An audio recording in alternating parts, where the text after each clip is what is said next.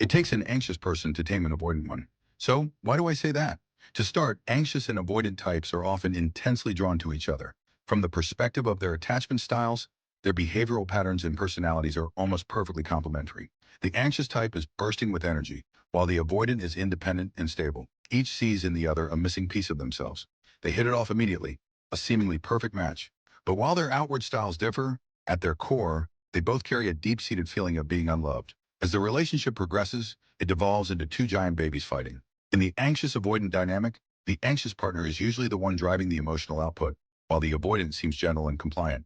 The avoidance appeal lies in their strong boundaries and non-confrontational demeanor. The anxious partner, on the other hand, is attractive for their lively, open nature. When they meet, it's like looking in a mirror and seeing their own vulnerabilities.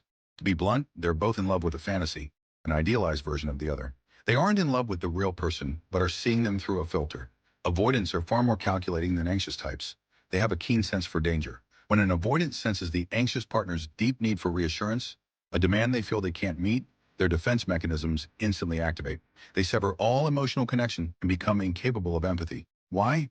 Because protecting themselves becomes more important than considering their partner's feelings. In their mind, you are not the perfect partner, and the relationship has no future. Avoidants generally lack problem-solving skills in relationships. For them, dating is primarily an act of self-preservation, but the anxious partner's filter remains firmly in place. They are still stuck in the beautiful fantasy from the relationship's early days, dreaming of spending their life with the avoidant. They tell themselves, they're so wonderful, just misunderstood. If we just communicate better, we can fix this. They desperately want to return to the honeymoon phase. So they keep pushing, seeking answers, all while suffering, blaming themselves, overthinking constantly, and crying their eyes out. The anxious partner projects their ideals of love onto the avoidant, willing to invest endlessly in exchange for affection. But the avoidant, incapable of truly trusting others, sees this affection as a transaction. They interpret the anxious partner's love as a form of demand and calculation, and thus cannot accept it, especially when it comes with a side of insecurity and fear of loss. So you have two insecure attachment styles together.